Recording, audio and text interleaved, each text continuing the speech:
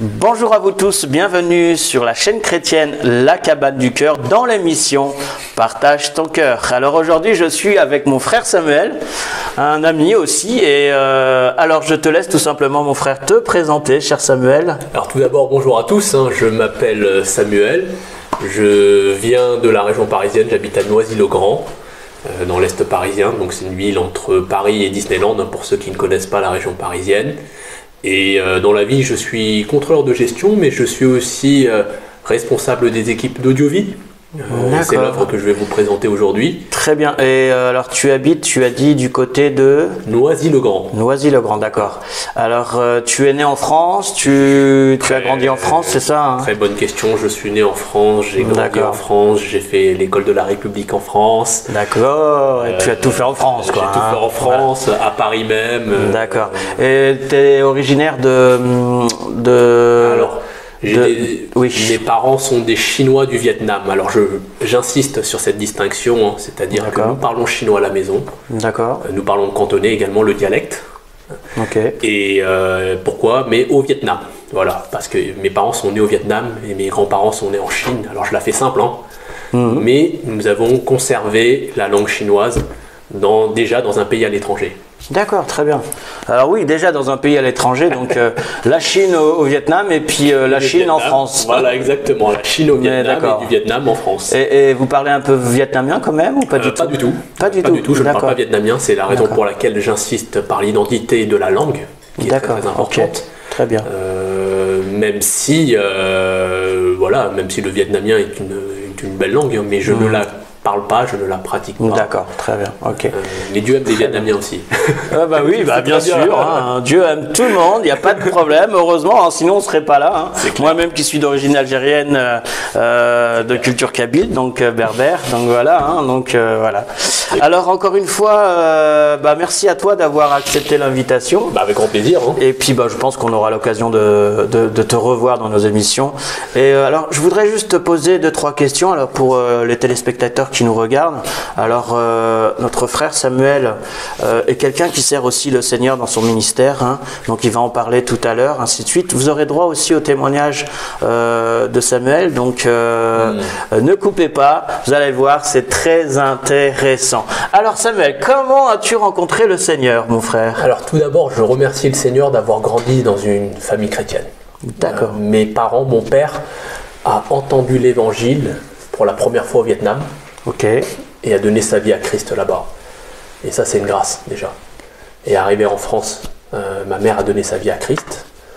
Et je suis né dans une église à Paris, dans le 13e. Et je suis dans une église ethnique chinoise depuis 30 ans. Depuis plus de 30 ans, depuis ma naissance jusqu'à aujourd'hui. Toujours au même endroit. D'accord. Et j'ai donné ma vie à Christ progressivement. Il y a eu des moments à l'école du dimanche où j'ai été aussi interpellé par le Seigneur à travers des histoires bibliques, mais également à travers ce fameux livre que je recommande qui est la Bible en bande dessinée, qui est très très bien dessinée. Oui, alors justement, explique-nous comment tu t'es tourné vers le Seigneur, parce que tu m'as parlé de bande dessinée tout à l'heure. Ce livre est bien parce qu'il te donne un survol de la Bible. Donc de l'Ancien Testament jusqu'au Nouveau Testament, jusqu'à Jésus-Christ. Et c'est là où tu comprends pourquoi Jésus-Christ est venu sur terre et il est mort à la croix pour toi. D'accord. Au début, moi j'ai commencé par l'Ancien Testament. Bien évidemment, quand on commence à lire le livre, c'est l'Ancien d'abord dans la bande dessinée, puis après c'est le Nouveau. Et dans l'Ancien Testament, j'ai aussi été très fasciné par la manière dont Dieu a mené son peuple. Comment il s'est choisi un peuple et comment il a amené ce peuple. Les batailles qu'ils ont faites. L'Exode en sortant d'Égypte, la traversée de la mer Rouge, l'arrivée à la terre promise, tout ça ce sont des histoires dans lesquelles j'ai baigné et qui m'ont approché de Dieu, de ce Dieu d'Israël. D'accord. Donc, alors c'est curieux parce que c'est rare, chers frères et sœurs, téléspectateurs, c'est tout de même rare d'avoir des personnes qui ont été touchées par les bandes dessinées chrétiennes.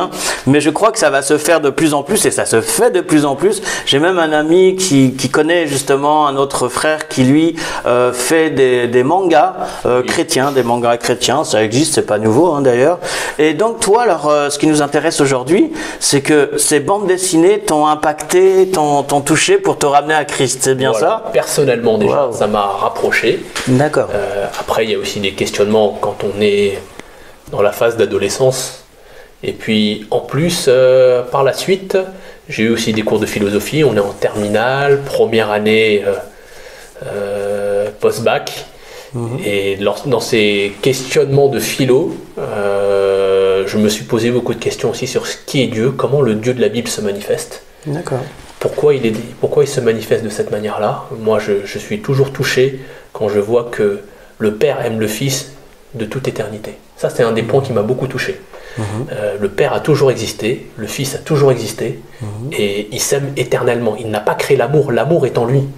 Ça, c'est quelque chose qui m'a beaucoup touché. Et en parallèle, il y a aussi une expérience familiale aussi qui m'a interpellé. C'est aussi à ce moment-là où mon père s'est davantage rapproché du Christ. Et parfois, c'est des circonstances externes qui font qu'on se rapproche du Christ. Parfois, voilà, il y a des difficultés qui arrivent. Là, c'était des difficultés financières qui sont arrivées parce que mon père, lui, il est photographe. Et comme vous le savez, l'activité de la photo n'est plus aussi florissante que celle que... Oui, tout à fait. Moi aussi, j'ai été photographe et c'est vrai que le numérique, on va dire, a pas tué, mais a anéanti beaucoup de beaux rêves et de beaux métiers. On aime tous le numérique et moi le premier. Je veux dire, on n'utilise que ça aujourd'hui. Mais moi, j'ai perdu entre autres. Enfin, c'est pas que j'ai perdu mon travail personnellement. J'étais reporter photographe, mais c'est vrai que beaucoup de ceux qui travaillent à plein temps dans ce domaine se sont retrouvés dehors, quoi, sans boulot. Mais gloire à Dieu, il ne s'est pas plaint devant sa famille, il a pris les choses en main en tant que père de famille. Nous n'avons pas ressenti la pression. Parce que ça peut arriver, quand les parents sont stressés, parfois ça se répercute sur les enfants. Et nous, on ne l'a pas ressenti du tout.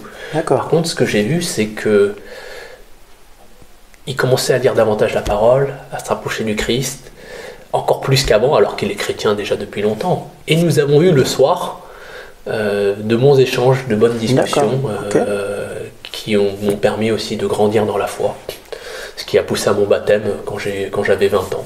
D'accord. Donc en fait, tu as grandi dans une famille chrétienne déjà, et puis tu as accepté finalement le Seigneur vers quel âge à peu près où tu as eu la révélation que là il fallait vraiment, où tu as plutôt compris ce que Jésus a fait tout simplement. Je pense que c'était juste avant le baptême. Juste avant le baptême. Bien sûr, il y a eu baptisé vers 16 ans, c'est ça? Vers 20 ans. 20 ans, pardon, excuse-moi, oui, 20 ans. Vers 20 ans. Oui. Comme quoi on peut passer 20 ans à l'église, on a compris des choses. Oui. Mais alors de dire, moi personnellement, je fais le pas de te suivre, et c'est autre chose. c'est autre chose. Et puis surtout, quand on grandit dans une famille chrétienne, des fois on se dit, ah oui, c'est peut-être l'environnement qui fait que... Et c'est pas ce que je voulais. L'idée, c'était vraiment que personnellement, je puisse expérimenter l'amour de Dieu dans ma vie, en quoi il a pardonné mes péchés. Et c'est à 20 ans, justement, que j'ai fait ce choix, que je le regrette surtout pas. Sinon, je ne serais pas là aujourd'hui. Ça, c'est Sinon, sûr. je serais pas là aujourd'hui. C'est sûr. Quoique, on peut ne pas forcément avoir compris qui est Jésus, ce qu'il a fait, comme tu as si bien dit, mais avoir un jour ce déclic.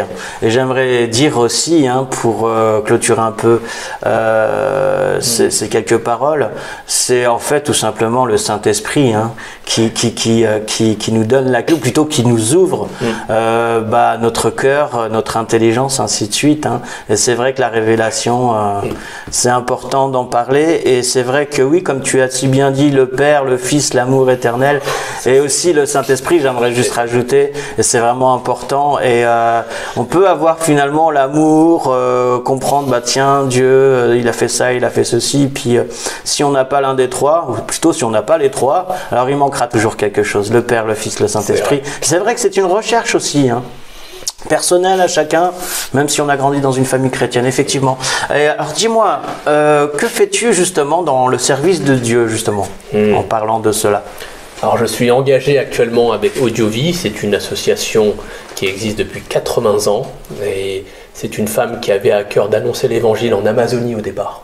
D'accord, comme moi. Et comme toi. Et elle s'est dit, mais nous allons faire des enregistrements. Imaginez la technologie d'il y a 80 ans avec des disques à l'époque où il fallait tourner le disque en vinyle. Non, pas celui-là, je suis pas si vieux. Tu tournes le disque en vinyle pour faire un peu de son. Je me souviens des CD. Des CD, oui, mais non, je suis pas assez vieux pour le microphone que tu tournes. Non, je suis quand même un peu plus jeune, mais oui, tout à fait. Il y a eu les CD, mais au-delà du support.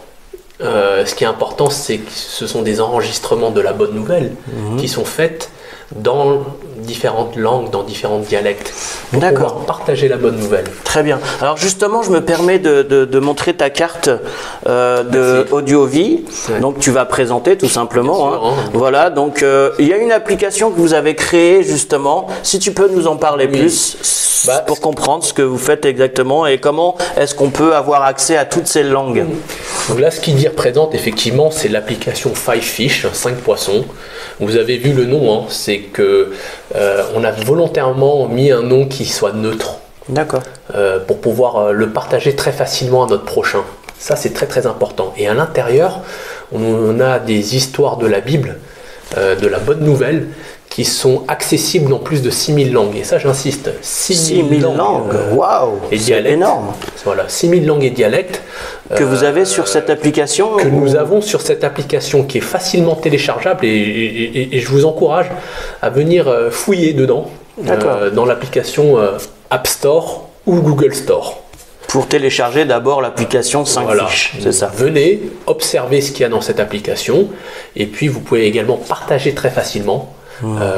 Écoutez-le d'abord dans votre propre langue, ça c'est le premier réflexe que je vous demanderai, et par la suite vous pouvez le partager dans la langue du cœur, et ça j'insiste, et c'est pour ça que dans l'émission aujourd'hui on dit partage ton cœur, et je pense que quand on partage son cœur, on partage également dans la langue du cœur.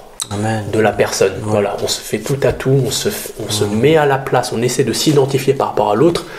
Et l'autre va entendre parler de la bonne nouvelle de Jésus-Christ dans sa langue maternelle. Wow.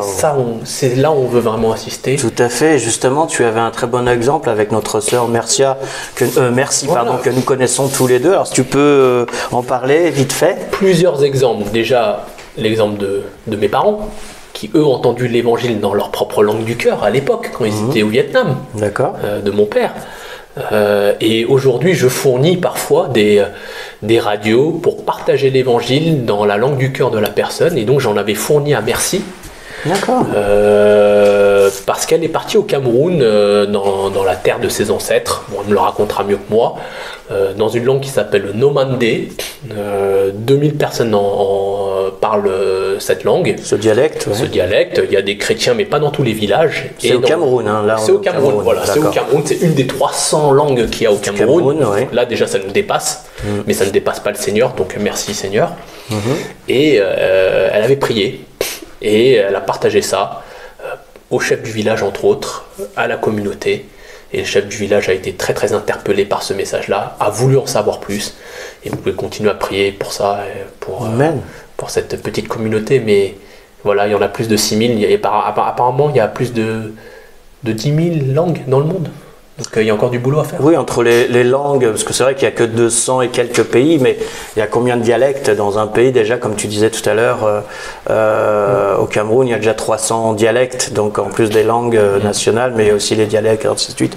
Oui, c'est énorme, donc le travail est énorme, mais vous êtes déjà à 6000 langues quand même. Voilà. Alors gloire à Dieu. Hein. Et donc je répète, chers frères et sœurs, je vous invite tout simplement à télécharger cette application qui s'appelle 5 Fish. Vous allez avoir une main avec une forme de poisson et vous téléchargez, c'est gratuit et vous avez la Bible en 6000 langues plus des petites histoires de la Bible aussi que vous retrouverez dedans. Donc n'hésitez pas, je vous rappelle 5 Fish, soyez bénis. Merci pour la réclame. Ah bah je t'en prie, hein, on est là aussi pour ça entre autres.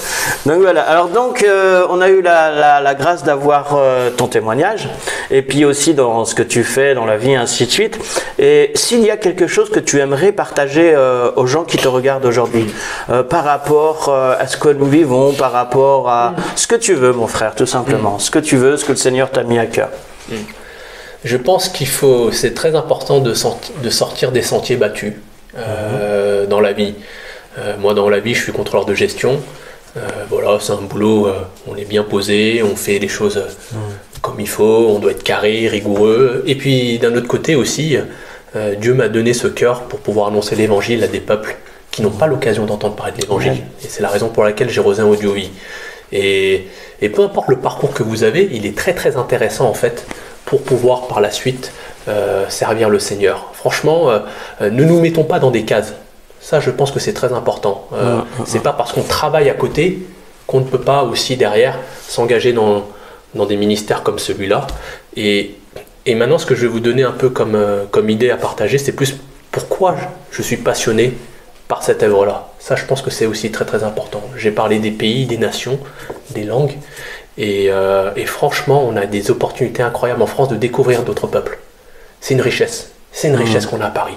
À Paris, nous pouvons découvrir des gens de toutes les nations. Amen. Et quand on sait ce qui se passe dans Apocalypse à la fin, ou des gens qui viennent de toutes nations, de toutes tribus, à Jérusalem, voilà, dans cette Jérusalem céleste, pour louer le Seigneur. Et quand vous le voyez dans vos églises, déjà, ou quand il y a plusieurs nations qui sont là pour louer le Seigneur, et bien cet avant-goût, on a envie de le prolonger. On a envie de le prolonger en apportant l'évangile à des personnes qui n'ont jamais entendu parler de l'évangile. Comment ils peuvent croire s'ils n'ont jamais entendu parler de l'évangile? Et nous, on veut juste proposer des outils qu'il faut. Après, on fait confiance aux églises locales, on fait confiance aux initiatives du cœur. Je pense que c'est ça le plus important. D'accord, très bien. Ok, alors je vous rappelle, chers frères et sœurs, que nous sommes toujours en compagnie de notre frère Samuel qui sert le Seigneur à Audiovie, qui est missionnaire pour Audiovie. Et alors nous sommes bien sûr sur la chaîne chrétienne La Cabane du Cœur dans l'émission Partage ton cœur. Alors bienvenue à ceux qui nous rejoignent, entre autres. Et alors si tu as un mot de la fin, mon cher Samuel, ça serait lequel? Voilà. Sortons finalement, n'hésitons pas parfois à sortir de notre précaré. Ça, je pense que c'est très très important. N'hésitons pas à sortir, venons, voyons, allons vers l'extérieur. Il y a des opportunités incroyables de connaître des gens qui sont incroyables. Moi, j'ai la chance de connaître des demandeurs d'asile, des migrants, des réfugiés, dans le cadre du ministère avec Audiovie, qui m'enrichissent personnellement. Et ça, c'est très très important. Non seulement leur parcours de vie, mais aussi parfois leur confiance dans le Seigneur malgré les circonstances. Et pour un jeune qui a grandi dans une église chrétienne où tout se passe plutôt bien, bah c'est des claques en quelque sorte. Mais on a besoin des claques. Et pas parce que j'ai envie de me frapper tout seul, c'est pas ça. Oui, j'espère que t'es pas maso. Voilà, je suis pas maso. Mais ça remet les choses dans son relief. Et puis ça montre à quel point Dieu a besoin de la diversité de chacun. Et Dieu veut racheter des personnes, même les personnes les plus pourries, même les personnes qui sont dans les situations les plus affreuses. Et on a eu le témoignage la dernière fois avec un frère que tu as partagé sur vidéo. Et ben c'est ça, on est le sel de la terre. Et dans sa grâce, il nous utilise. Tout à fait. Et c'est valable pour tous en fait. Franchement, on peut faire des grandes choses. Que Christ soit glorifié en nous. Amen, amen. Alors oui, j'aimerais juste terminer sur ces belles paroles que tu viens de prononcer. C'est vrai que devant Dieu, il n'y a pas de petit ou de grand péché. Le péché, c'est le péché. Même si tu es le pire des hommes ou des femmes qui ait existé sur cette planète, la Bible dit tout simplement que tout péché, pour ceux qui croient bien sûr en Jésus-Christ et qui le suivent, tout péché sera pardonné. Vraiment tous les péchés. Un seul par contre ne sera pas pardonné, c'est de pécher contre le Saint-Esprit. Donc là, qu'est-ce que ça veut dire? Ça veut dire beaucoup de choses et en même temps, on comprend très bien que c'est une histoire aussi d'amour. Si tu es avec Dieu, dans le Seigneur, gloire à Dieu, c'est super. Mais des fois, quand on vient à Christ, on peut malheureusement chuter, rechuter, retomber. Mais le Seigneur est fidèle, même si tu as trébuché, même si tu es tombé, Dieu te relèvera. Amen. Alors je sens que Samuel avait quelque chose aussi à nous dire, à partager encore, je le vois. Oui, ce que je voulais juste dire par rapport à ça, c'est que les parcours ne sont jamais des parcours linéaires. Tout à fait. Dans la foi. Nous, on le voit aussi par rapport à des personnes qui viennent de peuples non atteints par l'évangile et qui découvrent l'évangile parfois. Ils l'ont écouté quand ils étaient jeunes, dans leur propre pays, sur YouTube. Ils sont tout seuls. Ils arrivent en France et puis là, tout d'un coup, ils font le lien. Ah, c'est ça l'église. Ah, c'est ça la communauté des croyants. C'est ça le fait de croire en Jésus-Christ. C'est ça ce peuple de Dieu. Oui, parce qu'ils ont une idée, certains qui viennent de pays où il n'y a pas beaucoup de chrétiens, ils ont une idée toute faite des chrétiens et ils voient plutôt comme des catholiques. Ouais. Ils les voient plutôt comme des catholiques, donc alors que c'est pas forcément ça du tout, quoi. Voilà. En tout cas, ils savent pas qu'il y a, voilà, on peut leur dire la bienvenue, c'est ça. Tous ces gens-là qui viennent d'Afghanistan, tous ces gens-là qui viennent du Soudan ou d'autres pays où il y a très très peu de chrétiens. D'ailleurs, c'est là où les chrétiens sont persécutés. Comme par hasard, il y a un lien entre la persécution et le fait que ces peuples soient non atteints par l'évangile. Ils arrivent ici, en France, et ils peuvent entendre la parole de Dieu. Et nous avons une chance extraordinaire. Donc voilà, ça c'est une radio, je pourrais vous l'expliquer la prochaine fois, où nous pouvons partager l'évangile, et ça leur fait du bien. Et nous aussi, ça nous fait du bien. Et on remercie le Seigneur pour ça. Amen, super. Voilà, bon, alors on va tout simplement clôturer là-dessus. Donc on aura la chance, la grâce surtout, de te revoir bientôt, je pense. Merci, en tout cas, notamment avec notre frère Patrice aussi, qui est venu justement aussi à cette émission pour donner son témoignage. Donc aujourd'hui, nous avons fait les présentations. Comme ça, la prochaine fois que tu viens dans notre studio, bah, tout simplement, nous allons peut-être décortiquer la parole de Dieu. Si tu as justement des témoignages de ce que tu as vécu dans tes différentes expériences avec notamment les réfugiés, ainsi de suite, ainsi de suite. Ah oui, on pourrait ouvrir le grand livre, voilà, effectivement, et se réjouir de ce que le Seigneur fait, surtout. Voilà. Alors voilà ce que je te propose, mon cher Samuel. C'est tout simplement à une prochaine visite de ta part, en tout cas dans nos studios, c'est tout simplement de préparer des témoignages qui pourront aussi vous toucher, frères et sœurs, qui êtes peut-être ou bien français ou étrangers, mais pas seulement, que ça soit par les personnes que tu rencontres, mon cher Samuel. Et ça pourrait être intéressant parce que nous savons que les témoignages touchent beaucoup plus. De témoigner ce que Jésus fait dans ce monde, je sais que ça va toucher et impacter aussi beaucoup de gens. Et on est tous un peu curieux de savoir, tiens, mais qu'est-ce qui se passe avec ces chrétiens? On entend parler d'eux à droite à gauche, mais qu'est-ce qui se passe et ceci et cela? Donc c'est aussi une manière de donner des témoignages qui peuvent être justement et qui sont intéressants. Donc si tu le veux, mon cher Samuel, c'est avec plaisir. Avec grand plaisir, on peut donner des témoignages d'églises locales à petite échelle. Des témoignages de gens. De vie, oui, témoignages de vie surtout, c'est ce qui intéresse surtout les gens. C'est le vécu, comment dire, les histoires vraies tout simplement. Les histoires vraies, ceux qui ont donné leur vie à Christ. Voilà, mais ça touche beaucoup plus, j'ai remarqué. Hein. Et c'est vrai qu'à une époque dans les églises, on témoignait plus que maintenant.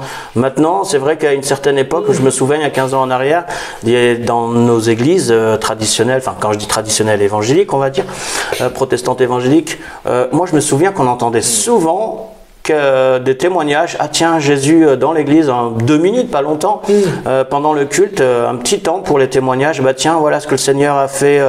J'ai eu la maladie, j'ai eu la guérison, il y a eu ça, il y a eu ça. Et c'est vrai que maintenant, on n'entend plus trop ça dans les églises, des petits témoignages. Alors que chez nous, par contre, dès qu'on a l'occasion de témoigner, moi, j'hésite pas.